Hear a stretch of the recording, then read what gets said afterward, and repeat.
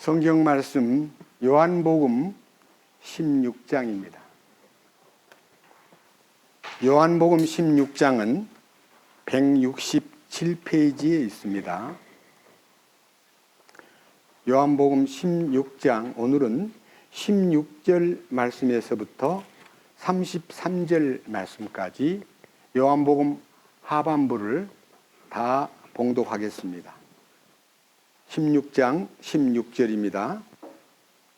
조금 있으면 너희가 나를 보지 못하겠고 다시 조금 있으면 너희가 나를 보리니 이는 내가 아버지께로 가기 때문이라 하시니라. 이에 그분의 제자들 중에 몇 사람이 자기들끼리 이르되 그분께서 우리에게 조금 있으면 너희가 나를 보지 못하겠고 다시 조금 있으면 너희가 나를 보리니 이는 내가 아버지께로 가기 때문이라 하시는데 이것이 무슨 말씀이냐 하고 그러므로 이르되 그분께서 조금 있으면 하고 말씀하시는데 이것이 무슨 말씀이냐 그분께서 무엇을 말씀하시는지 우리가 알지 못하겠노라 하거늘 이제 예수님께서 그들이 자기에게 묻고자 하는 것을 아시고 그들에게 이르시되 내가 조금 있으면 너희가 나를 보지 못하겠고 다시 조금 있으면 너희가 나를 보리라 하고 말한 것에 대해 너희가 너희끼리 문의하느냐? 진실로 진실로 내가 너희에게 이르노니 너희는 슬피 울며 애통할 터이나 세상은 기뻐하리라. 또 너희는 근심할 터이나 너희 근심이 기쁨으로 변하리라. 여자가 산고를 겪으면 자기 때가 이르렀으므로 근심하거니와 아이를 낳으면 곧바로 세상에 사람이 난 기쁨으로 인해 다시는 그 고통을 기억하지 아니하느니라. 그러므로 지금은 너희에게 근심이 있으나 내가 다시 너희를 보리니 너희 마음이 기뻐할 것이요 아무도 너희에게서 너희 기쁨을 빼앗지 못하리라. 그날에는 너희가 아무것도 내게 구하지 아니하리라. 진실로 진실로 내가 너희에게 이르노니 너희가 무엇이든지 내 이름으로 아버지께 구하면 그분께서 그것을 너희에게 주시리라. 지금까지는 너희가 내 이름으로 아무것도 구하지 아니하였으나 구하라. 그리하면 너희가 받으리니 이로써 너희 기쁨이 충만하리라. 내가 이 일들을 비유로 너희에게 말하였거니와 때가 이르면 내가 다시는 비유로 너희에게 말하지 아니하고 아버지에 대하여 분명히 너희에게 보이리니 그날에는 너희가 내 이름으로 구하리라. 내가 너희를 위해 아버지께 기도하겠다고 너희에게 말하지 아니하노니 이는 너희가 나를 사랑하였으며 또 내가 하나님으로부터 나온 줄을 믿었으므로 아버지께서 친히 너희를 사랑하시기 때문이라. 내가 아버지로부터 나와 세상에 왔고 다시 세상을 떠나 아버지께로 가노라 하시니라. 그분의 제자들이 그분께 이르되 보소서 이제는 주께서 분명하게 말씀하시고 아무 비유도 말씀하지 아니하시니 이제야 우리가 주께서 모든 것을 아시고 또 아무도 주께 여쭐 필요가 없는 줄을 확신하나이다. 이로써 주께서 하나님으로부터 오신 줄을 우리가 믿나이다 하며 예수님께서 그들에게 응답하시되 이제는 너희가 믿느냐? 보라 너희가 흩어지되 각각 자기 길로 흩어지고 나를 혼자 버려둘 때가 오나니 참으로 이제 왔도다.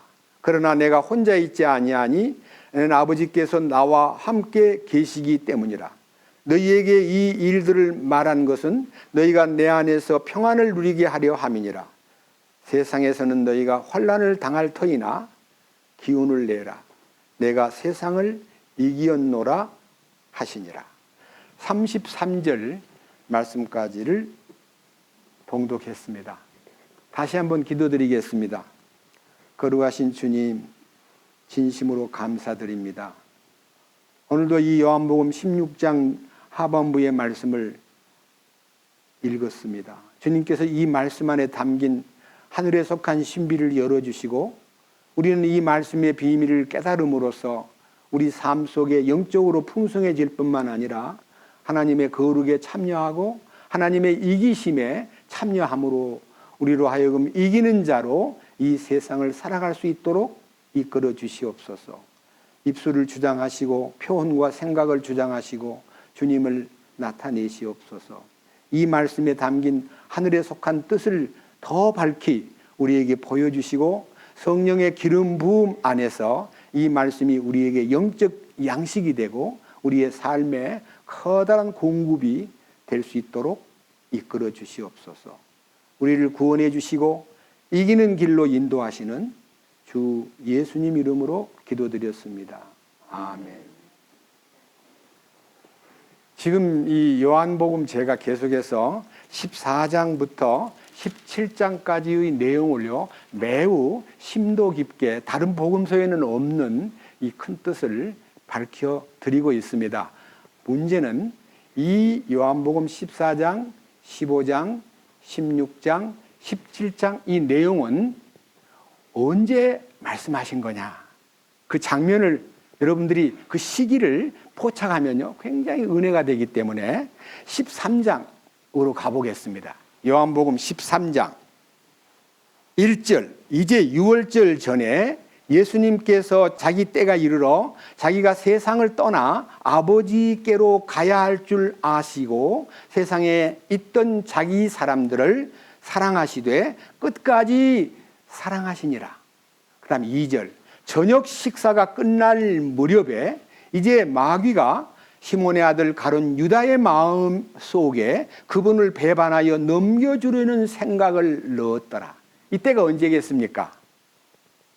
최후의 만찬 때입니다.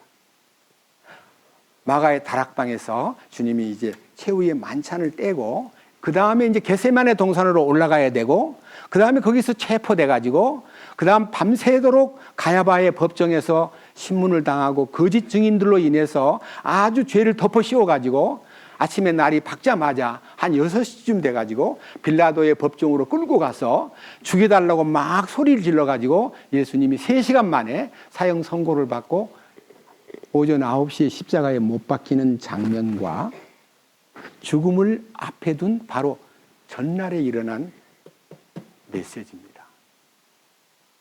그 다음 또 보십시다. 이제는 18장 1절을 보겠습니다. 자, 14장, 15장, 16장, 17장 내용에 대한 주님의 말씀이 있었고 18장 1절에 예수님께서 이 말씀들을 하시고 자기 제자들과 함께 기드론 시내 너머로 나아가셔서 자기 제자들과 함께 거기에 있던 동산으로 들어가시니라. 그 동산이 어디냐면 겟세마네입니다. 예루살렘 구도, 예루살렘 성전이 있는 데서 얼마 멀지 않은 곳에 다락방이 있고 거기서 이제 만찬을 끝내고 이제 이 말씀을 그 길로 걸어오면서 기드론 계곡을 건너서 감람산 중턱에가 겟세마네 동산이 있는데 그 동산에 가시는 그 짧은 어간 속에서 아주 느린 걸음으로 걸어가면서 말씀하신 거예요. 밑에 보십시오. 2절. 예수님께서 자기 제자들과 함께 거기에 자주 가셨으므로 그분을 배반한 유다도 그곳을 알더라. 유다는 벌써 이제 예수님 곁을 떠나가지고 이제 소위 말하는 바리새인들과 서기관들과 그 당시에 있는 많은 종교가들에게 예수님을 팔아 넘길 약속을 하고 음모를 꾸미고 이제 곧 예수님이 계신 곳으로 오는, 자 여기 보십시오. 3절. 그때 유다가 수제사장들과 바리새인들에게서 넘겨받은 사람들과 직무수행자들 한 부대를 데리고 등과 어둡기 때문에 등불을 켜고 횃불을 들고 무기를 가지고 거기로 오니라. 그러므로 예수님께서 자기에게 임할 모든 일을 아시고 앞으로 나아가 그들에게 이르되 너희가 누구를 찾느냐. 예수님은 피신하지 않고 잡으러 온다고 도망가거나 자기 몸을 숨기지 않고 그냥 그들에게 딱 마주쳐가지고 누구를 찾으시오. 그 다음 보면 예수라고 얘기하니까 바로 나요 하고 자기를 내주는 거예요. 이 정말 긴장되고 엄숙한 순간 바로 직전에 주님께서 이 말씀을 하셨기 때문에 이 말씀의 비중과 이 말씀이 주님 안에서의 얼마나 그 큰 아픔과 비통함과 배신당하는 그 괴로움을요 다 안고 긴장되면 말이 잘 안 나오게 돼 있어요. 근데 주님은 전혀 그런 것을 의식하지 않고 너희는 마음에 근심하지 말라. 하나님을 믿으니 또 나를 믿으라. 내 아버지 집에 거할 곳이 많도다. 내가 너희를 위하여 거처를 예비하러 가노니 가서 너희를 위하여 거처를 예비하면 너희를 나 있는 곳에 있게 하리라 하는 장엄한 메시지를 열어가면서 이 말씀을 하시는데, 지금 제가 하는 얘기는 오늘 읽은 본문은 중간입니다. 중간. 보세요. 16장 16절 제목이 뭐라고 되어 있어요? 슬픔이 기쁨으로 바뀌리라는 제목 안에 예수님이 조금 있으면 너희가 나를 보지 못하겠고 다시 조금 있으면 너희가 나를 보리니 내가 아버지께로 가기 때문이니라. 이에 그분의 제자들 중에 몇 사람이 자기들끼리 이르되 아니 그분께서 우리에게 조금 있으면 너희가 나를 보지 못하겠고 다시 조금 있으면 너희가 나를 보리니, 아니 이게 무슨 말이야? 무슨 뜻이야? 전혀 못 알아듣는 거예요. 여기 16절부터요 19절까지 이제 조금 있으면이라는 단어가요 16절에 2번 나오고 17절에 조금 있으면 단어가 2번 나오고 18절에 또 조금 있으면이라는 단어가 또 하나 나오고 그 다음 19절에 조금 있으면 이 조금 있으면이라는 말이 7번 나오는데 제가 이 말씀을 놓고요 기도했어요. 처음에는 무슨 말인가 몰라가지고 조금 있으면이 무슨 뜻인가라고 이거를 계속 이 16절부터 19절을 계속 읽으니까요 3가지가 딱 나오는 거예요. 자, 조금 있으면 너희가 나를 보지 못할 것이고 하는 건 십자가의 죽음을 가리켜 말한 거예요. 조금 있으면 너희가 다시 나를 보리니라는 말은 사흘 후에 부활하실 것을 말해요. 조금 있으면 내가 아버지께로 간다는 말은 승천하시는 거예요. 그래서 기독교의 기본 진리인 죽으심과 부활하심과 승천하심이 우리와 무슨 관계가 있는가를 알려주기 위해서 조금 있으면 이렇게 해서 자신이 19절 이제 예수님께서 그들이 자기들에게 묻고자 하는 것을 아시고 그들에게 이르시되 내가 조금 있으면 너희가 나를 보지 못하겠고 다시 조금 있으면 너희가 나를 보리라 하고 말한 것에 대해 너희가 너희끼리 문의하느냐? 진실로 진실로 내가 너희에게 이르노니 너희는 슬피 울며 애통할 터이나 세상은 기뻐하리라. 또 너희는 근심할 터이나 너희 근심이 기쁨으로 변하리라. 예수님이 십자가에 못 박히실 때의 광경을 한번 보세요. 저는요 이 성경 자체에 예수님이 이 뒤에 한번 넘겨보세요. 얼마나 외로운 얘기를 하시는지 32절을 보시면요 보라 너희가 흩어지되 각각 자기 길로 흩어지고 다 도망가 버린다는 거예요. 예수님이 십자가에 못 박히시기 위해서 체포당할 때 처음에는 못 모르고 베드로가 막 칼을 휘둘렀는데요 예수님이 딱 체포돼가지고 묶여서 끌려가니까요 다 도망을 가버렸어요. 자 여기 보세요. 너희가 흩어지되 각각 자기 길로 흩어지고 나를 혼자 버려둘 때가 오나니 참으로 이제 왔도다. 그러나 내가 혼자 있지 아니하니 이는 아버지께서 나와 함께 계시기 때문이라. 예수님은 하나님의 말씀에 의해서 이 땅에 죄인을 구하러 오셨기 때문에 예수님이 왜 죽어야만 하느냐? 우리 인간의 모든 죄를 다 대속하기 위해서 인류의 모든 죄를 안고 돌아가시는 이 사건은 너무너무 외롭고 힘든 길이지만 그 길을 홀로 가야만 하는 거예요. 누가 옆에서 도와주거나 힘이 되거나 응원을 하거나 울어주는 사람이 없고 다 도망가서 통곡을 하는 거예요. 너무너무 괴로우니까. 왜 통곡했을까요? 주님이 잡혀가는 거를 여러 차례 말씀해 주셨지만은 제자들은요, 왜 주님이 그렇게 능력이 많으신데 왜 그런 놈들한테 붙들려가 그냥 싹 그냥 당장 하늘에서 벼락을 때리든지 없애버리지 않고 왜 그렇게 무능하게 잡혀갔을까라고 하는 그 안타까운 마음이요, 도저히 이해가 되지 않기 때문에 베드로는 멀찍이 따라서 그 가야바의 재판받는 그 장소에 저 떨어져 있는 문 입구에서 밤이 너무 추우니까 소위 말하는 모닥불을 피워놓고 불을 쬐고 있는 사이에 베드로가 서 있다가 결국은 이제 예수님을 3번이나 부인하고 저주하는 길로 들어가게 된 것입니다. 그래서 이 조금 있으면이라는 말이요, 주님 자신의 죽음을 조금 있으면 너희는 나를 보지 못하겠고, 그 다음에 조금 있으면 너희가 다시 나를 볼 터이냐는 그 본다는 말은 한 부분은 십자가에 나아갈 때 홀로 가시는 길이고 한 부분은 주님이 부활하셔가지고 그 부활하신 그 주님에게로 그들이 찾아와서 만나는 게 아니라 부활하신 주님이 그들 다 도망가가지고 숨어있는 그들에게 찾아가셔가지고 그들을 회복시키고 그들을 변화시키는 역사가 예언되어 있는 말씀입니다.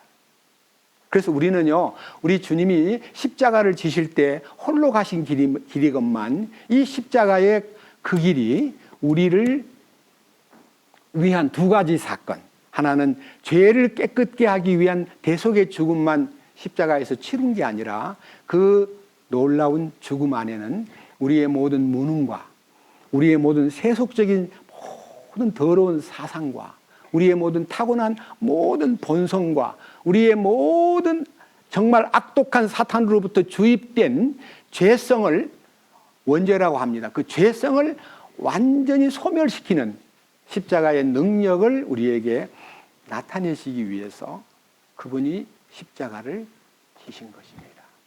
그래서 여기 보시면요, 이 부분에 대해서 20절에 가서 진실로 진실로 내가 너희에게 이르노니 너희는 슬피 울며 애통할 터이나 세상은 기뻐하리라. 또 너희는 근심할 터이나 너희 근심이 기쁨으로 변하리라.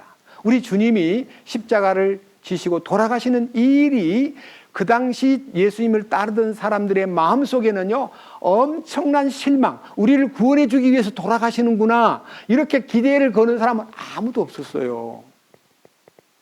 그리고 이 일 때문에 돌아가시는 예수님을 보고 막 기뻐하는 사람들이 대부분이었고, 십자가 밑에서 예수님을 조롱하고 비웃고 돌을 던지고 침을 뱉고, 이거 내려봐, 그러면 믿을게, 왜 남은 구원해놓고 너는 너를 못 구원시켜 하고 조롱하는 그 현장에서 세상 사람들이 너무너무 엄청나게 예수님을 비웃고 조롱하고 있고, 심지어는 못 박힌 2 강도들도 오전 중에는 예수님을 욕하고 우리를 구원해 줘 보세요, 당신 능력이 있다면 우리를 구해 주세요 하고 비웃는 질문을 던졌는데요, 그 시간이 9시부터 자정까지 시간이었습니다.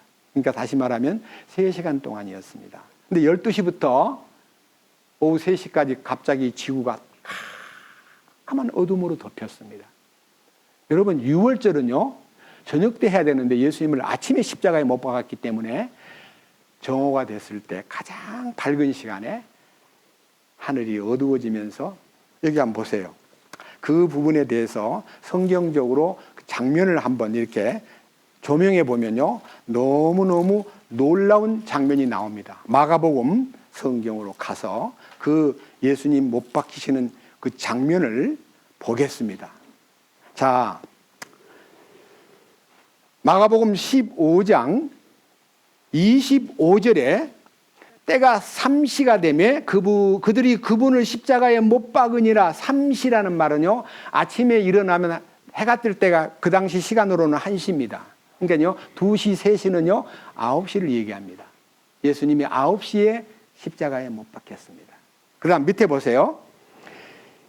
33절 6시가 되매, 6시는 정오입니다. 이 당시 6시는 우리 시간으로는 12시입니다. 6시가 되면 어둠이 온 땅을 덮어 9시까지 있더라. 3시간 동안 어둠이 온 세상을 덮었습니다. 그리고 9시에 주님께서 운명하셨습니다.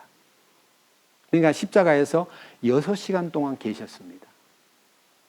그 주님이 받는 십자가의 고통이 육신적으로만 외롭고 힘든 게 아니라요, 이 혼적으로 정말 말로 다 못할 인류의 모든 죄를 책임지는 장소이고 하나님의 공의가 이루어지는 장소이기 때문에 그 하나님의 공의가 예수 그리스도를 십자가에 못 박아야만 됐고, 그 결과로 인해서 하나님의 사랑이 나타나기 시작했습니다. 그래서 십자가는 하나님의 공의와 하나님의 사랑이 동시에 이루어지는 장소라는 것을 여러분들은 발견해야 됩니다. 공의라는 것은요, 죄값대로 처벌한다는 뜻이고, 사랑이라는 것은 죄인을 용서한다는 뜻입니다. 그런데 예수님은 그 하나님의 공의를 십자가에서 이루셨고, 그 사랑을 십자가에서 이루셨습니다. 그래서 공의와 사랑이 전혀 균형을 잃지 않는 현장이 십자가입니다. 자, 그런데 이제 요한복음 16장에 가가지고 다시 오늘 이 놀라운 사건의 흐름을 한번 말씀 안에서 찾아볼까 합니다. 자, 이제는요, 요한복음 16장 21절을 보겠습니다. 여자가 산고를 겪으면 자기 때가 이르렀으므로 근심하거니와 아이를 낳으면 곧바로 세상에 사람이 난 기쁨으로 인해 다시는 그 고통을 기억하지 아니하느니라. 그러므로 지금은 너희에게 근심이 있으나 내가 다시 너희를 보리니 너희 마음이 기쁠 것이요 아무도 너희에게서 너희 기쁨을 빼앗지 못하리라. 이 20절과 21절 말씀이 오늘의 중심 테마입니다. 저는요, 제가 지금까지 이 성경을 읽으면서 예수님의 비유가 여자가 어린애를 낳으려고 할 때 산통을 겪는 괴로움을 설명하면서 애를 낳으면 그 애 난 기쁨 때문에 모든 고통을 잊어버리듯이 하고, 너희들도 이제 이 일 때문에 많이 마음이 아프고 괴로울지라도 이제 너희들이 거듭나서 하나님의 생명 안에 들어오면 그것이 바로 하나님의 뜻을 이루는 축복이 된다라고 대충 생각하면서 제 평생을 보냈습니다. 근데 이번 기간에 이 여자가 예수님이라는 것을 알게 됐습니다. 이건 새로운 발견입니다. 저는 이 성경 읽을 때 여자가 상고를 겪으면 하는 이 상고가 예수님 속에 있는 이 죄를 짊어지고 이 죄를 품고 이 죄를 처리한 다음에 이 모든 인류를 사망에서 생명으로, 죄에서 의로, 영원한 영벌에서 영원한 생명으로 이끄는 진통이라는 것을, 예수님 안에 있는 산통이라는 것을 미처 알지 못하고 저는 인간적인 비유로만 생각을 했습니다. 이 비유가요, 여자가 상고를 겪으면 자기 때가 이르렀으므라는 요 말이요, 이사야 53장 10절에서부터 12절까지의 장면을 예수님이 이렇게 풀어주신 거예요. 자, 성경을 보십시다. 이사야 53장 10절입니다. 이사야 53장은 893페이지에 있습니다. 이사야 53장 10절. 그러나 주께서 그를 상하게 하는 것을 기뻐하사 그를 고통에 두셨은즉 주께서 그의 혼을 죄로 인한 허물로 삼으실 때에 그가 자기 씨를 보고 자기 날들을 길게 하며 또 주의 기뻐하시는 일이 그의 손에서 번영하리로다. 여기에 단계별로 예수님이 자신을 십자가에 내주어서 혼을 죄로 인한 허물로 삼으실 때 하는 말은 자신의 혼을 쏟아부어 가지고 죄를 대속하기 위한 제물로 내줄 때 세 가지가 이루어집니다. 하나는 씨를 보게 되고, 하나는 자기 날들이 영구하게 길어지고, 그리고 기쁨이 넘치고 번영하리로다. 그러니까요, 주님 십자가의 죽음 때문에 씨를 본다는 말은요, 생명을 낳는다. 하늘의 밀알이 땅에 떨어져 죽지 아니하면 하늘 그대로 있고 죽으면 많은 열매를 맺느니라는 그 열매 맺는 역사가 십자가를 통해서 이루어지고, 그 다음에 영원한 생명이 허락이 되고 영원한 기쁨이 번영하리로다. 이렇게 약속을 했어요. 그 다음 11절. 그러므로 그가 자기 혼이 해산의 고통을 치룬 것을 보고 만족하게 여기리라. 주님이 십자가의 그 고통은 인류를 영원한 멸망과 죄와 사망에서 구원의 자리로 이끌어내기 위한 생명을 탄생시키기 위한 산모의 고통이었다는 것입니다. 예수님이 우리를 낳기 위해서 우리를 죄에서 의로, 어둠에서 빛으로, 사망에서 생명으로, 영벌을 받을 지옥의 형벌에서 영원한 영생을 얻는 천국의 은혜로 이끌기 위한 해산의 수고였습니다. 여기 해산의 고통이라 그랬잖아요. 그분의 혼이 해산의 고통을 치르는 걸 보고 하나님께서 만족히 여기셨다. 나의 의로운 종이 자기 지식으로 많은 사람을 의롭게 하리니 그가 그들의 불법들을 담당하리라. 그래서 모든 인류가 저지른 죄들만 아니라 인간 속에 들어있는 근본적인 죄성과 악한 아담으로부터 물려받은 모든 죄들을 지을 수밖에 없는 소양을요, 의로 변화시키고 그들의 모든 불법을 담당하시기 위해서 예수님이 그의 혼이 해산의 고통을 치루어야만 했다 그랬습니다. 해산의 고통. 그 다음 보십시오. 12절. 그러므로 그가 내가 그로 하여금 위대한 자들과 몫을 나누게 하리니 그가 강한 자들과 노력한 것을 나누리라. 여기에 위대한 자들과 몫을 나눈다, 강한 자들과 노력한 것을 나눈다는 말은 사탄에게 빼앗긴 인류의 모든 행복의 모든 소양들, 번영하라, 땅을 다스리라, 하나님께서 주시는 모든 왕권과 축복을 아담이 다 빼앗겼기 때문에 그 빼앗긴 정권과 그 빼앗긴 통치권과 그 빼앗긴 소유권을 다 되찾는 역사가, 사탄에게 빼앗긴 이 지구의 통치권을 되찾는 얘기를 해가지고 그 통치권을 홀로 차지하는 게 아니라 빼앗긴 우리들에게 분배해 준다는 겁니다. 그리스도의 공동 상속권에 참여할 수 있도록 이끄신다.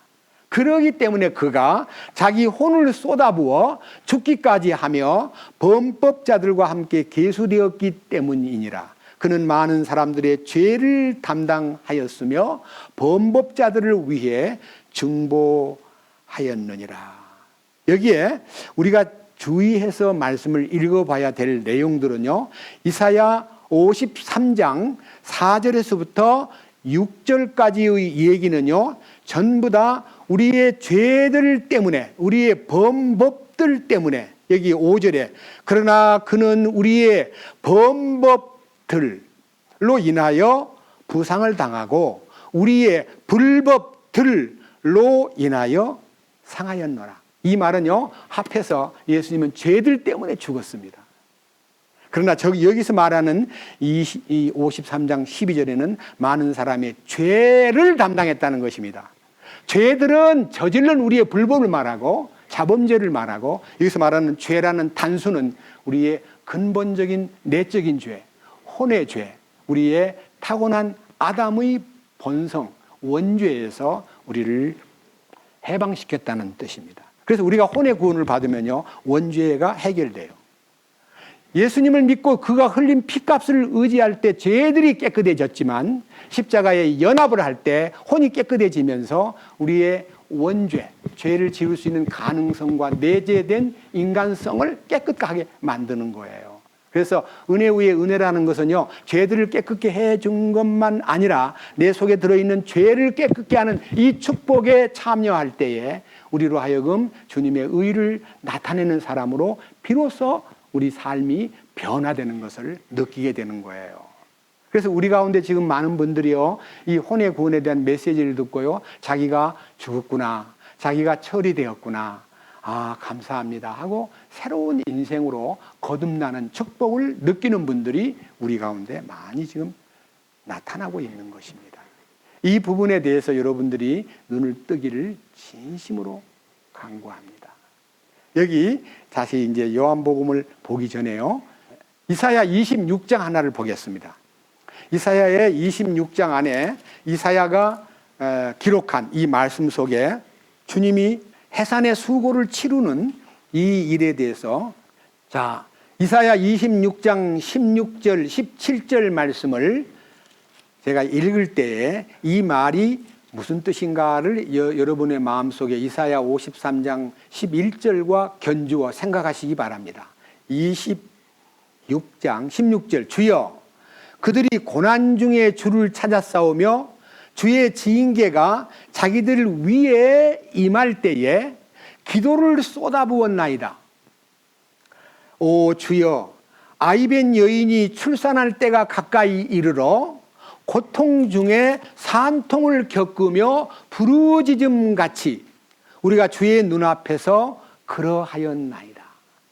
그래서 이제 우리는 주님이 십자가에서 이 해산의 수고를 치르셨기 때문에 우리들도 십자가에 참여하려면 사도 바울의 간증처럼 내가 너희를 위해서 해산의 수고를 치르고 있다고 말할 정도로요, 우리들도 한 생명을 주께로 이끌기 위해서는 해산의 수고를 혼으로 치르는 경험들을 각각 하셔야만 된다는 이야기입니다.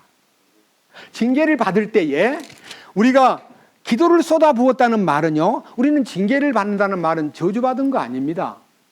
사랑하기 때문에 매를 대고 매를 대기 때문에 거룩함에 참여하기 위한 하나님의 손길이기 때문에 우리는 징계받았다는 말을 들을 때 기분이 나빠가지고 뭐 어째? 나를 보고 징계받았다고? 참나 기가 막혀. 만약 이렇게 대답을 한다면 그 사람은 영적으로 상당히 하락되어 있는 사람입니다. 징계를 받았다는 말을 들을 때 감사해요. 주님, 나 그 징계를 통과한 다음에 주님 주시는 축복을 받고 싶습니다라고 하는 이 징계가 사실은 해산의 고통으로 이끄는 일종의 과정이라는 것을 이해해야 돼요. 히브리서 12장, 너무 놀라운 성경을 읽어드리겠습니다.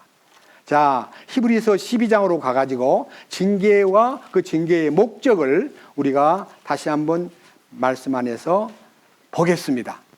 히브리서 12장 5절부터 말씀을 들어보시면요, 징계가 얼마나 유익한, 물론 징계는 진통을 겪는 것처럼 아프기는 하나 그것이 끝나고 나면은요 너무 놀라운 해산의 결과를 가져온다, 그런 뜻입니다. 읽어보겠습니다.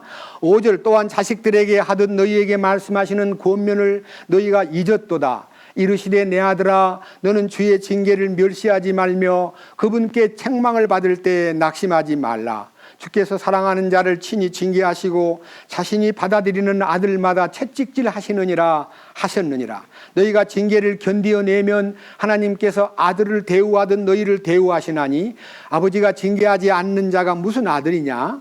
모든 사람이 징계를 받음으로 너희에게 징계가 없으면 너희가 사생하여 아들이 아니니라. 또한 우리에게 있던 우리 육체의 아버지들도 우리를 바로잡아도 우리가 그를 공경하였거늘 하물며 영들의 아버지께 우리가 더욱 복종하고 이로써 살아야 하지 않겠느냐. 진실로 그들은 며칠 동안 자기를 기뻐하는 대로 우리를 징계하였거니와 그분께서는 우리의 유익을 위하여 하시나니 이것은 우리가 자신의 거룩함에 참여하는 자가 되게 하려 하심이라. 이제 어떤 징계도 그 당시에는 기쁘게 보이지 아니하고 슬프게 보이나 그럼에도 불구하고 나중에는 그것으로 말미암아 단련된 자들에게 그것이 징계가 의의 화평의 열매를 맺느니라.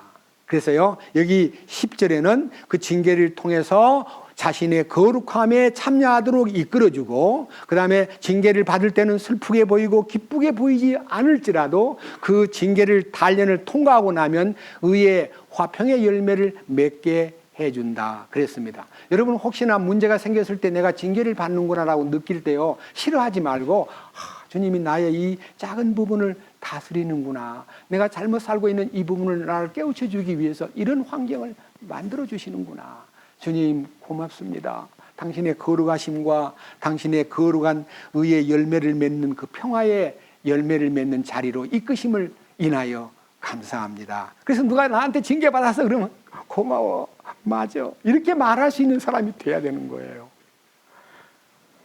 아시겠죠? 절대 징계는 저주가 아닙니다. 저는 솔직히 징계를 4년 동안 받았습니다.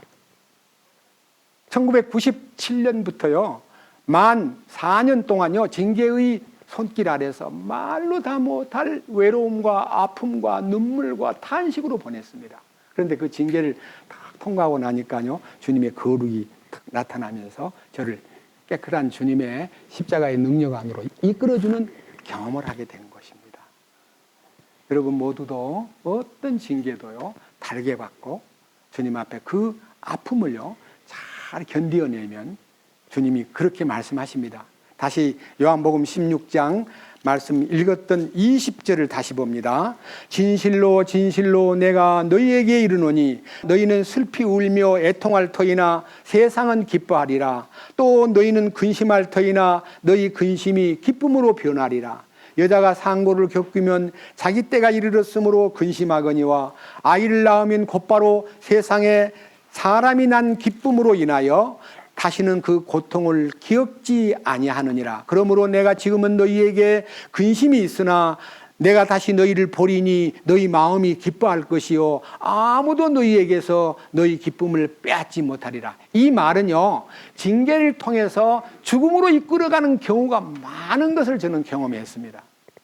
징계를 통해서 처음에는 막 원망이 나오고 도대체 왜 이렇게 어려움을 주실까? 난 너무 힘들어. 나 죽을 것만 같아 하고 막 짜증을 부렸다가요, 주님이 주신 그 징계의 손길로 가니까 점점 깊은 죽음 안으로 이끌어가는 걸 보게 되고 그 죽음 안에 딱 처했을 때 십자가가 딱 나타나는 거예요. 아, 나는 이미 죽었구나. 그래서 내가 죽여달라고 떼쓰고 어거지 부렸던 기도가요, 부끄러운 기도로 바뀌면서 주님 뭣도 모르고 죽여달라 그랬습니다. 이미 나는 죽었군요. 알았습니다. 주님, 나는 죽었군요. 거기에서 내가 죽었다는 것이 딱 발견되면요, 그렇게 평온해지고 그렇게 차분해지는 것을 느낍니다. 그리고는 여기 방금 말씀하신 대로 너희가 근심했으나 그 근심이 기쁨으로 바뀔 것이요 아무도 너희 기쁨을 빼앗을 자가 없으리라 하는 이 축복이 나타나면서 이제 그날부터 이루어지는 축복의 순서를 23절부터 봅니다. 그날에는 너희가 아무것도 내게 구하지 아니하리라. 진실로 진실로 내가 너희에게 이르노니 너희가 무엇이든지 내 이름으로 아버지께 구하면 그분께서 그것을 너희에게 주시리라. 지금까지는 너희가 내 이름으로 아무것도 구하지 아니하였으나 구하라. 그러면 너희가 받으리니 이로써 너희 기쁨이 충만하리라. 이 말은요, 예수님 따라다니면서요, 예수님 이것도 좀 했어요. 우리 집이 없잖아요. 맨날 왜 들판서 잠을 자야 돼요. 우리 집 하나 갖게 해주세요. 돈이 없어요. 우리 너무 힘들어요. 이렇게 예수님한테 문제를 내놓고 기도하지도 않았지만은, 또 무엇을 잘해달라고 부탁하지도 않았지만은, 예수님이 십자가를 지시고 떠난 후에 성령님이 오시면요, 우리에게 무엇인지 구하라고 하는, 구하는 자에게 무엇이든지 들어준다는 약속을 했습니다. 자, 이제 여러분, 우리가 십자가의 연합을 깨닫기 전까지는요, 성령의 인도를 받는 기도를 못하고 육신적인 혼의 기도, 다 욕심의 기도, 맨날 이거 해주시고 저거 해주시고 형통하게 해주시고 돈 잘 벌게 해주시고 뭐 1등하게 해주시고 뭐 급제하게 해주시고 뭐 또 형통을 구하는 기도만 했는데, 주님 안에 딱 들어가면요, 구할 게 없어져 버려요. 그래서 이렇게 돼버려요. 이렇게. 첫째로 하나님의 왕국과 그분의 의를 구하라는 그 마음이 생기면서 눈이 열려. 그래서 주님께서 내가 그런 거 일일이 구하지 않아도 주님이 필요할 때 공급해 준다는 걸 믿게 돼요. 아멘이죠. 네. 구할 게 없어져 버려요. 네. 이거 해주시고 저거 해주시고가 없어져 버려요. 기도가 바뀌어요.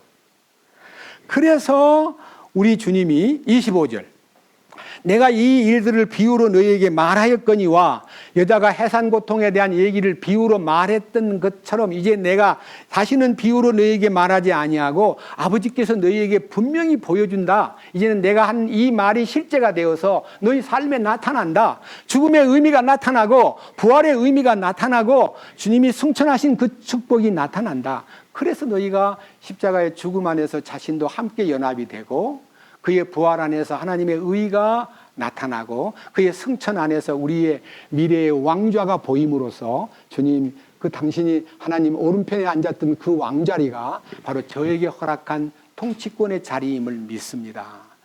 우리는요, 지금 나라에 정치하는 사람들은 뭐 5년 대통령하고 4년 국회의원하고 이런 여러 가지 자리를 차지하려고 막 싸우고 있는데 우리는 싸울 필요가 없어요.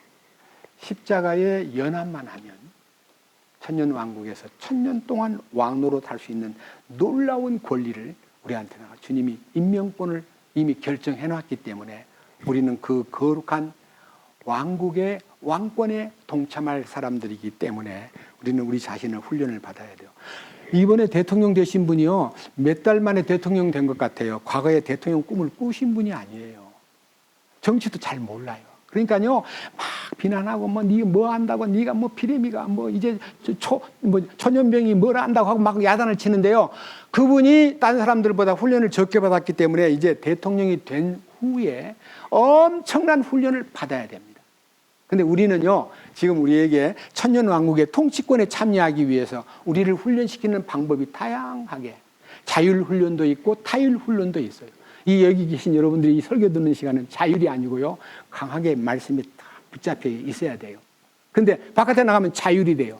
내 마음대로 할 수 있어요. 근데 그 내 마음대로 하는 것을 주님의 명령을 따라서 어떤 수행이 있어야 되지, 내 뜻대로 그냥 훈련받는 것도 아닌 생활을 하면 나중에 분깃이 적어져요.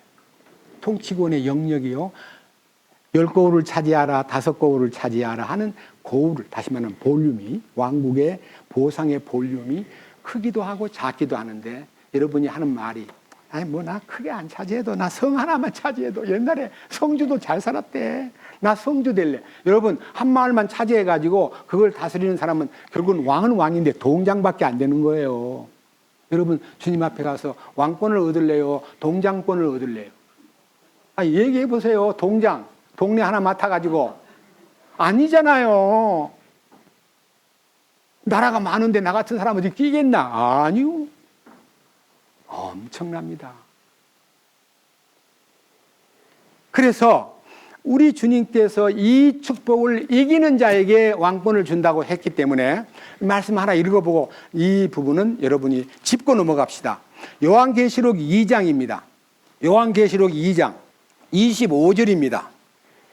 요한계시록 2장 25절, 다만 너희가 이미 가지고 있는 것을 내가 올 때까지 굳게 붙잡으라. 여러분 가지고 있는 것이 뭡니까? 뭘 갖고 계십니까? 주님이 주신 약속과 말씀과 주님 주신 놀라운 공동 상속권에 대한 언약을요, 우리가 지니고 있습니다. 그걸요, 주님 오실 때까지 간직하려면요, 주님 오실 때까지 훈련을 잘 받으라, 그런 뜻이에요. 그 다음 보세요. 밑에 26절, 이기고, 그러니까 이기고 하는 말은요, 이 뜻을 따라서 이기는 자가 되고 나의 행위를 끝까지 지키는 자는, 나의 행위를 지키는 게 뭡니까? 여러분이 행동을 잘한다는 거 아닙니다. 주님이 주신 행동이 내 안에 와서 그 행동을 지킨다는 말은 그 행동을 보존한다, 킵한다. 여기 단어가 킵이에요. 킵. 무슨 말이냐면요, 주님 주신 그 행동을 안고 그 행동을 나타내는 거예요. 주님의 행위를 끝까지 지키는 자는 내가 민족들을 다스릴 뭐를 준다 했어요? 권능을 주리니. 민족들을 다스리는 권능. 민족들입니다. 복수. 예? 우리 주님께서 우리에게 굉장한 통치권을 약속하셨는데 이 통치권이요, 우리 삶에서 얼마만큼 유효하냐 하는 것은요, 우리 자신들이 그 말씀을 굳게, 주님의 행위를 지킨다는 말은요, 주님의 행위를 따라서 행동한다, 그런 말이 아니고 그 말씀에 따라서 주님을 나타내소서, 주님만 나타나소서 하고 주님을 나타내기를 위해서 주님의 행위를 끝까지 지키는 자, 그 다음에 그 행위가 나타난 자가 될 때에 이 축복이 얼마나 엄청난가를 여러분들은 알게 될 것입니다.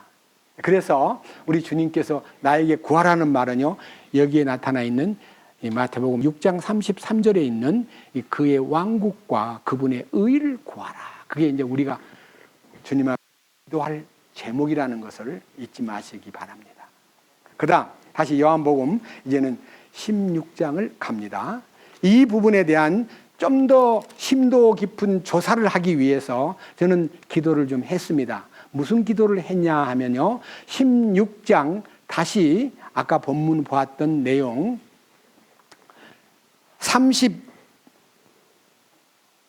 32절을 보겠습니다. 보라, 너희가 흩어지되 각각 자기 길로 흩어지고 나를 혼자 버려둘 때가 오나니 참으로 이제 왔도다. 그러나 내가 혼자 있지 아니하니 이는 아버지께서 나와 함께 계시기 때문이라. 예수님을 혼자 버려두어 가지고 예수님이 홀로 십자가의 길을 가게 되고 그 일로 인해서 왔던 여러 가지 그 얽힌 사건들을요 풀어보면요 우리들의 신앙생활에 아주 부족한 부분이요 너무 이게 서로시 이게 나타나기 때문에 이 장면을요 마가복음 14장부터 16장까지의 사건 속에서 조명해 볼까 합니다. 마가복음 14장. 자, 14장 1절에 1절. 이틀을 지나면 유월절과 무교절이라 제사장들과 서기관들이 그분을 흉계로 붙잡아 죽일 방도를 구하였으나 말하기를 백성의 소동이 있을까 염려가 되니 명절에는 하지 말자 하더라. 이게 이제 유대인들이 극단적으로 예수님을 유월절 전에 죽여야 되겠다는 음모를 꾸미는 장면이 이제 나타납니다. 그 다음 이제 3절에는요 나병 환자 시몬 집에 있을 때에 옥합을 깨트려 예수님의 머리 위에 부은 놀라운 사건이 있습니다. 그 다음에 12절부터는 예수님이 유월절 어린 양을 잡는 날 전날 밤에 한 집을 얻어가지고 거기에서 이제 22절부터 주의 만찬이 벌어지는 것을 우리 이 성경에서 볼 수 있습니다. 그러니까 순서만 읽고 갑니다. 주의 만찬이 이제 이루어졌습니다. 그 다음 27절부터 예수님이 베드로 보고 너는 나로 인해서 실족하여 나를 부인하리라. 여기 27절에요. 꼭 읽어야 될 성경입니다. 예수님께서 그들에게 이르시되 이 밤에 너희가 다 나로 인하여 실족하리라. 기록된 바 내가 목자를 치리니 양들이 흩어지리라 하였느니라. 다 도망간다는 얘기를 주님이 말했는데 29절에 베드로가 하는 말이 아니요 다 실족해도 나는 안 그럴 거예요. 나는 절대로 주님을 버리거나 주님을 피해서 도망가는 일이 없을 겁니다 하고 목숨을 걸고 나는 주님을 위해서 죽겠습니다라고 맹세를 했는데 주님이 네가 내일 아침 새벽 닭이 2번 울기 전에 네가 3번 나를 부인하리라 그렇게 말하니까 31절에 베드로만 아니라 다 같이 그러나 그가 더욱 열렬하게 말하고 내가 주와 함께 죽을지언정 결코 주를 부인하지 아니하리이다 하며 그들도 다 그와 같이 말하니라. 11 제자가 함께 베드로와 같이 난 절대로 주님을 버리지 않겠습니다라고 말했는데 이제 32절 다음 이제 18장 들어가면요 겟세마네 동산으로 간 그 길을 우리가 성경에서 읽었는데요 여기서 말하는 32절에는 겟세마네 동산에서의 주님의 기도가 있었고 그 기도가 끝나고 나니까요 자 밑에 보십시오 43절 그분께서 아직 말씀하실 때에 곧바로 12 중에 하나인 유다가 왔는데 수제사장들과 서기관들과 장로들이 보낸 큰 무리가 칼과 몽둥이를 가지고 그와 함께 하였더라. 그분을 배반한 자가 그들에게 암호를 주며 이르되 내가 입 맞추는 사람이 바로 그 사람이니 그를 잡아 안전하게 끌고 가라 하고 오자마자 즉시 그분에게 가서 선생님이여 하고 그분에게 입을 맞추니라. 얼마나 배신감을 느끼겠습니까?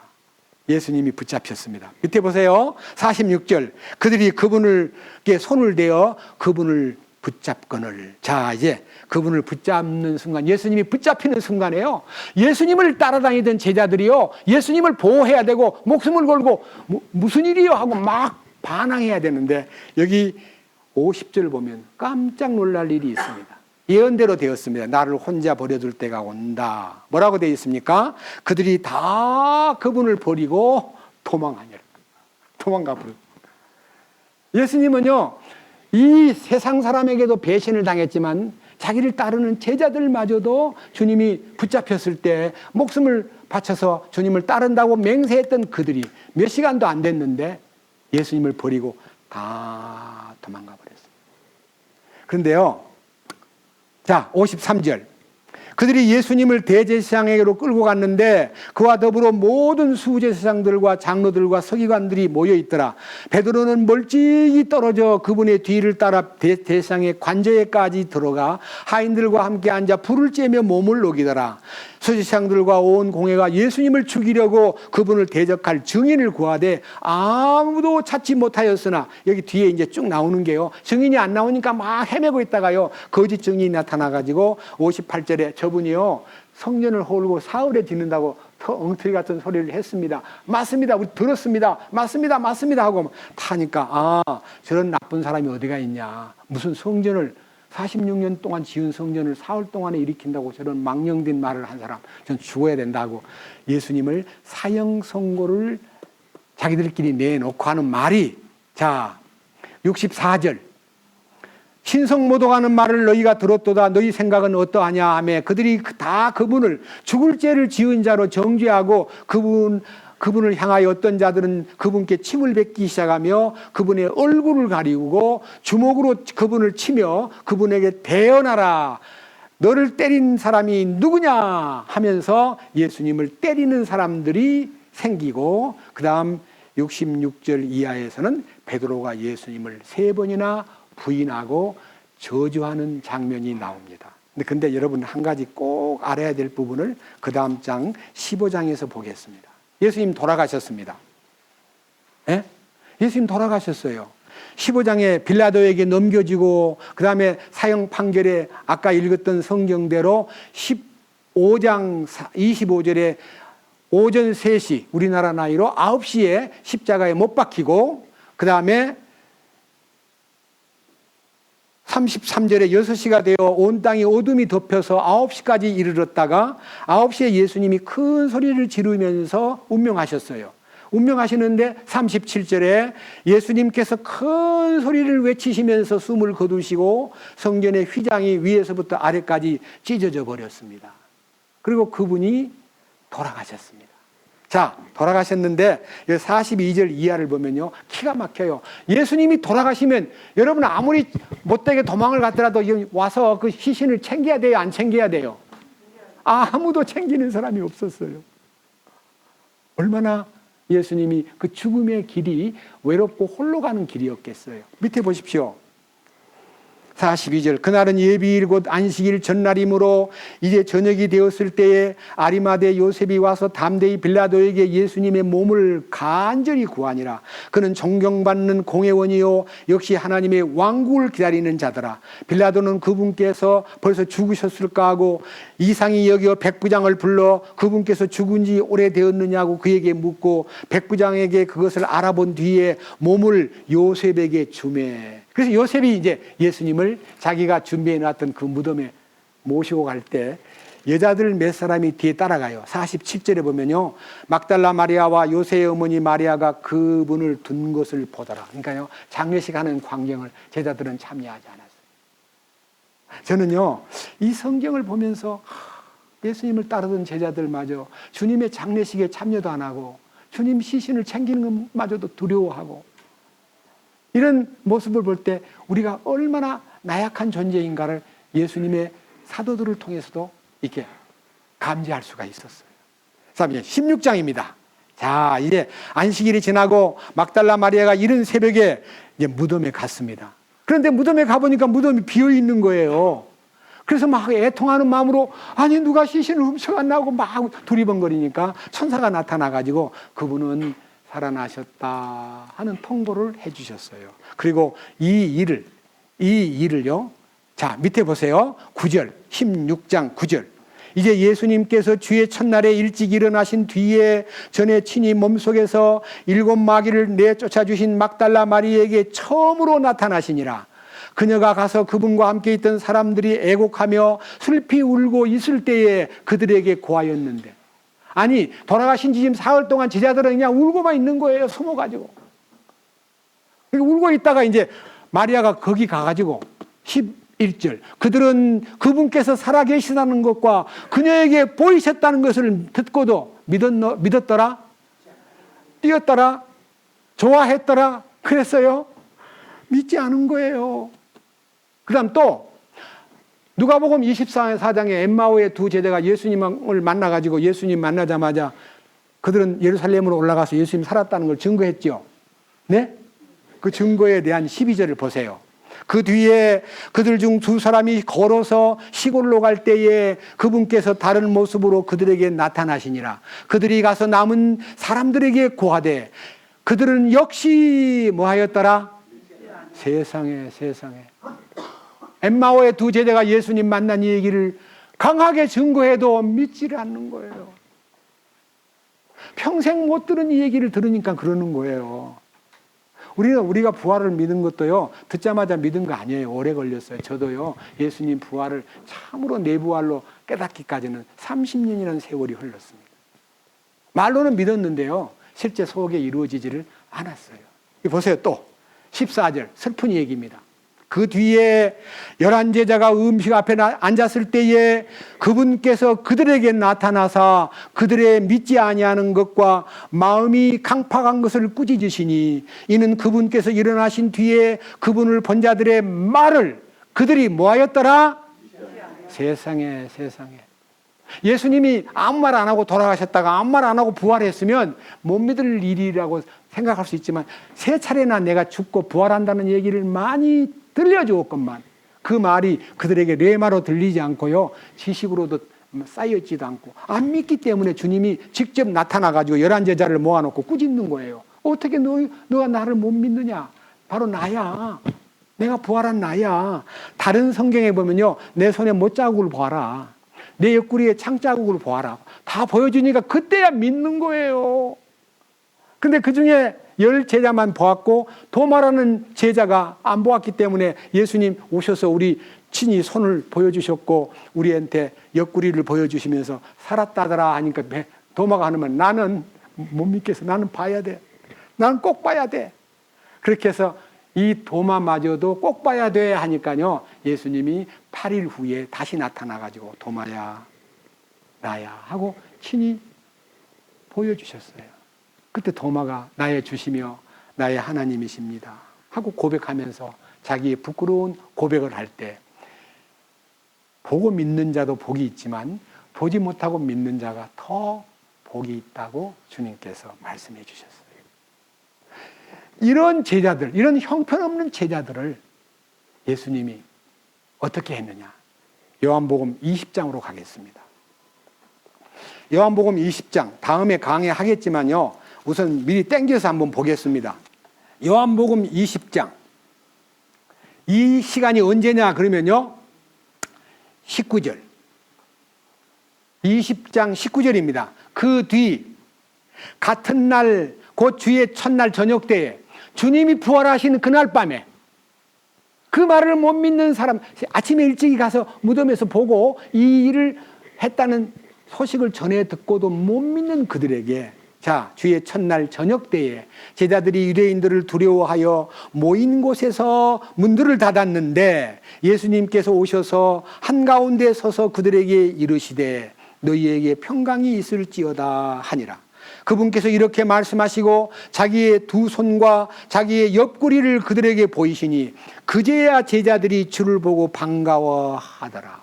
자, 예수님이요, 자기 몸을 십자가의 흔적인 손 못자국과 옆구리의 창자국을 보여주면서 너희에게 평강이 있을지어다 라고 하시니까 그제야 우리 주님이 맞구나 하고 믿음이 오기 시작하고, 그 다음에 21절 이에 예수님께서 다시 그들에게 이르시되 평강이 있을지어다. 내 아버지께서 나를 보내신 것 같이 나도 너희를 보내노라 하시니라. 그분께서 이것을 말씀하시고 그들을 위해 숨을 내쉬며 그들에게 이르시되 너희는 성령을 받으라. 24절 그러나 12제자 중에 하나인 디두모라 하는 도마가 예수님께서 오셨을 때 그들과 함께 있지 아니하더라. 그러므로 다른 제자들이 그들에게 이르되 우리가 주를 보았노라 하였으나 그가 그들에게 이르되 내가 그분의 두 손에 못자국을 보고 내 손가락을 그 못자국에 넣으며 내 손을 그분의 옆구리에 넣지 않고는 믿지 아니하리라 하니라. 8해가 지나서 그분의 제자들이 다시 안에 있을 때 도마도 그들과 함께 있더라. 그때 문들이 닫혔는데 예수님께서 오셔서 한가운데 서서 이르시되 너희에게 평강이 있을지어다 하시고 그 뒤에 도마에게 이르시되 네 손가락을 이리 내밀고 내 두 손을 보며 또 네 손을 이리 내밀어 내 옆구리에 넣으라. 그리고 믿음 없는 자가 되지 말고 믿는 자가 되라 하시니 도마가 그분께 응답하여 이르되 나의 주시며 나의 하나님이니이다 하매 예수님께서 그에게 이르시되 도마야 너는 나를 보았으므로 믿었느냐 보지 않고도 믿은 자들은 복이 있도다 하시니라. 그래서 주님이요 그 불신과 무지에서 회복시킵니다. 성령이 오시면요 그 모든 묻혔던 불신과 어리석음이 씻깁니다. 성령으로 씻음을 받은 거예요. 제자들이 회복이 되었습니다. 이 놀라운 회복을 대전제로 해가지고 주님께서 이렇게 말씀하신 것을 들어보십시오. 요한복음 16장 28절부터 읽겠습니다. 내가 아버지로부터 나와 세상에 왔고 다시 세상을 떠나 아버지께로 가노라 하시니라. 그분의 제자들이 그분께 이르되 보소서 이제는 주께서 분명하게 말씀하시고 아무 비유도 말씀하지 아니하시니 이제야 우리가 주께서 모든 것을 아시고 아무도 주께 여쭐 필요가 없는 줄을 확신하나이다. 이로써 주께서 하나님으로부터 오신 줄을 우리가 믿나이다 하매 예수님께서 그들에게 응답하시되 이제는 너희가 믿느냐. 네, 이제는 너희가 믿느냐. 아까 32절에 나를 홀로 두고 다 도망간다는 말씀을 하시면서 아까 십자가에 붙잡히는 순간부터 예수님을 버리고 부활하신 그 주님을 만난 사람들의 얘기를 믿지 못하고 허우적거리던 그들을 주님이 찾아가셔가지고 그들을 십자가에 못 박힌 손을 보여주고 옆구리에 창자국을 보여주면서 성령을 받으라 하시는 순간 그들이요 그 불신앙과 무지가 다 씻기고 지금 여기 16장 33절의 말씀처럼 너희에게 이 일들을 말한 것은 너희가 내 안에서 평안을 누리게 하려 함이니라. 세상에서는 너희가 환난을 당할 터이나 기운을 내라. 개역성경에는 담대하라. 내가 세상을 이기었노라. 여기에 내가 세상을 이기었노라. 우리 주님이요 이겼다는 이 선포가 내 것이 되기 위해서는 우리도 이겨야 될 거 아닙니까? 여러분 이기는 자가 되려면요 어떻게 하면 이길 수가 있는가? 노력하고 막 성경 실력을 쌓고 막 기도 많이 하고 그래서 이기는 거 아닙니다. 이기는 열쇠가 딱 하나밖에 없어요. 이기는 것.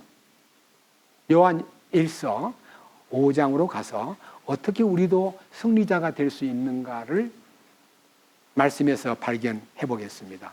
요한일서 5장 4절부터 읽습니다. 무엇이든 하나님에게서 난 것은 세상을 이기느니라.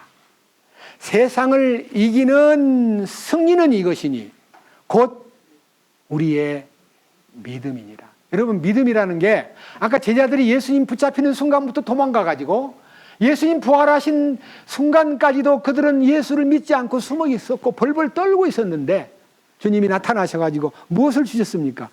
믿음을 주신 거예요. 믿음을 주셨어요. 손못 자국을 보여주고 옆구리에 창자국을 보여주니까 믿음이 생긴 거예요. 도마도 믿음이 생긴 거예요. 보여주시니까 생긴 거예요. 여러분 예수님의 십자가의 죽음이 머릿속으로 안다고 연합이 되는 게 아니라 십자가의 그 죽으심의 비밀이 계시될 때, 열릴 때, 깨닫게 될 때, 아, 내가 죽었구나. 그것이 마음속에 이루어지는 순간 주님이 주시는 그 큰 믿음이 오는 거예요. 여러분 믿는 게 아니고요. 믿어지는 거예요. 보세요. 여기 5절. 요한일서 5장 5절. 예수님께서 하나님의 아들이심을 믿는 자가 아니면 누가 세상을 이기는 자냐? 나는 믿는데 다들 이게 믿는 것을요, 자기가 믿는 것을 믿음이라고 착각을 해요. 자기가 믿는 믿음은 얼마 안 가면 무너지기도 하고 변하기도 해요. 주님이 주신 믿음. 이 믿음이 온다, 온 후로는 그런 말씀이 갈라디아서에 있는데 한번 믿음이 오는구나 하는 거 여러분 분명하십시오. 갈라디아서 3장 우선 22절부터 봅니다. 그러나 성경 기록이 모든 것을 죄 아래 가두어 두었으니 이것은 주께서 믿는 자들에게 예수 그리스도의 믿음으로 말미암는 약속을 주려 하심이라. 예수 그리스도의 믿음, 내 믿음이 아닙니다. 그리스도의 믿음. 23절. 그러나 믿음이 생기기 전이에요, 오기 전이에요? 믿음이 생기는 거 아니에요. 믿음은 이미 있는 거예요, 주님 안에. 주님의 믿음이 내한테 오면 우리가 율법 아래 있지 않고 계시될 믿음의 때까지, 믿음이 계시될 때까지, 이 번역을 할 때요, 계시될 믿음이 아니고 믿음이 계시될 때까지, 그 말이에요. 믿음이 계시가 돼요. 계시가 뭐예요? 예? 커튼을 벗긴다, 뚜껑을 연다, 예? 이게 속을 보여준다. 이게 계시예요. 예? 여러분, 제가 속에 뭐가 있는지 잘 모르는데요, 제가 이렇게 확 이렇게 벗으면 속이 보이잖아요. 주님이 커튼을 다 열어주시면 속에 있는 것이 보이듯이 여러분, 주님의 이 믿음의 비밀이 믿음의 문이 열어질 때에 입이 쩍 벌어지면서, 아, 그렇구나. 그 다음 보십시오.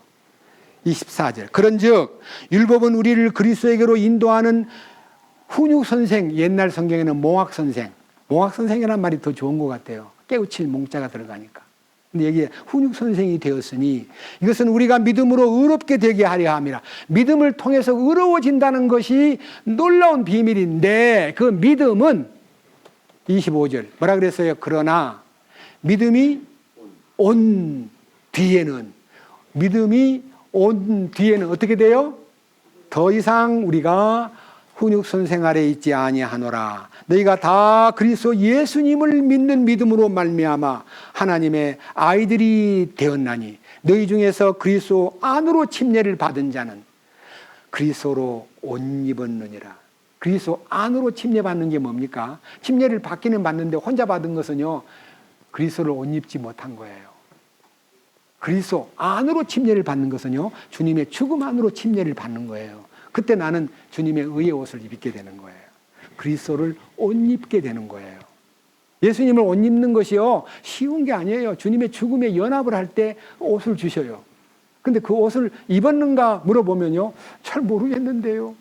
제가 지난번도 한번 얘기했죠. 예수님 곧 오신다고 모인 사람들이 찾아가 보니, 저도 가봤어요. 예수님 곧 오신다고 집에 모여 있길래 갔더니 전부 흰 옷을 입고 있어요. 흰 옷을. 그 옷은 누가 만든 옷이에요? 얼마든지 시장에 가면 흰 옷 살 수 있어요, 없어요? 네? 아니, 시장 가면 옷 사 입을 수 있어요, 없어요? 흰 옷. 그럼 그 옷 입으면 올라가요? 제가요, 아니 뭐 하는 거예요? 그랬더니 주님 기다리고 있대요. 흰 옷을 입고. 다들. 거짓이에요. 여기 주님을 옷 입으려면, 주님의 의를 옷 입으려면 그리스도 안으로 침례를 받으면 그리스도를 입는 것이 의의 옷이요, 세마포요, 그것이 바로 흰 두루마기를 입은 거예요. 이 축복이 실제가 되기를 진심으로 간구합니다. 그러기 위해서는 이기는 자가 돼야 돼요. 예수님은 이기셨어요. 우리가 이기려면 어떻게 해요? 그 예수님을 모셔야 돼요. 그 예수님의 믿음이 내 안에 와야 돼요.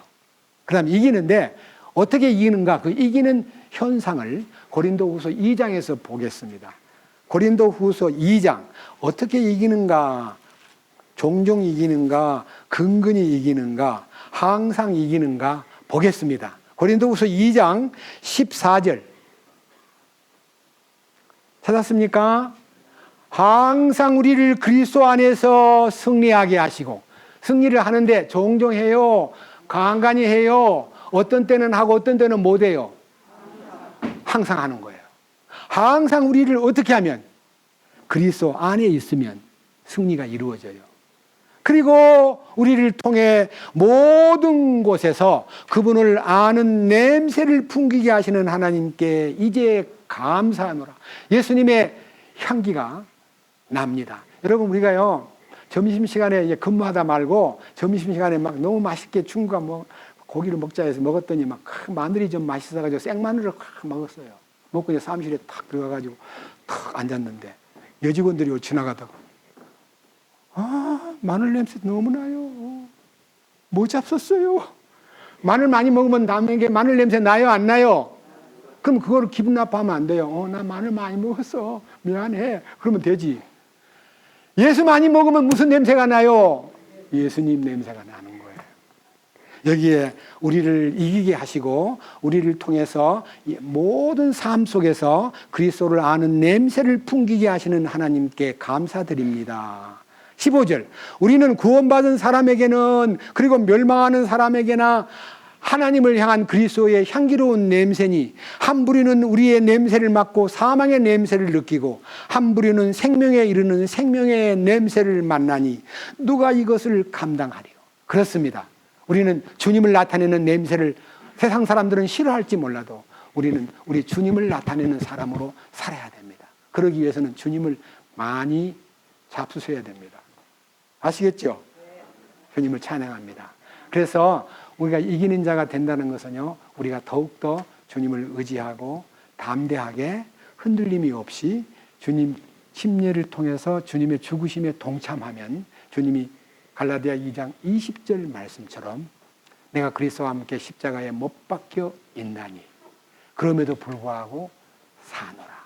이제는 내가 사는 것이 아니요 내 안에 그리스도께서 사신 것이라. 내가 이제 남은 생애를 육체 가운데 사는 것은 나를 사랑하사 나를 위하여 자기의 모든 것을 주신 하나님의 아들의 믿음으로 사노라. 아들을 믿는 믿음이 아니고 아들의 믿음으로 사노라.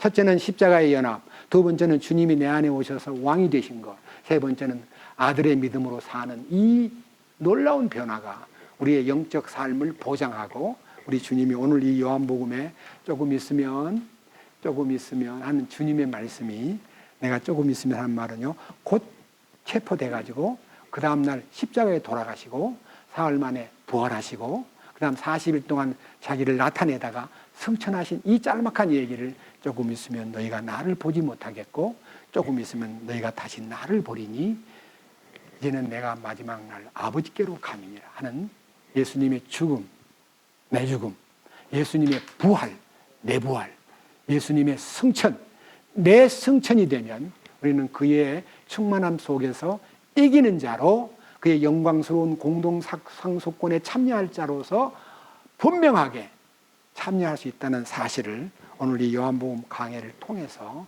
여러분의 마음에 심겨지기를 주 예수님의 이름으로 마음 깊이 기도드립니다. 기도합시다. 주님 감사드립니다. 제자들은 예수님 떠날 것을 두려워하고 예수님이 붙잡히는 순간 다 도망가 버렸고 벌벌 떨면서 여자들 앞에서 예수님을 부인하고 돌아가실 때 그 근방에서 저 멀리에 숨어 있다가 예수님의 시신도 챙길 생각도 못하고 그들은 한 군데 모여서 벌벌 떨고 있었습니다.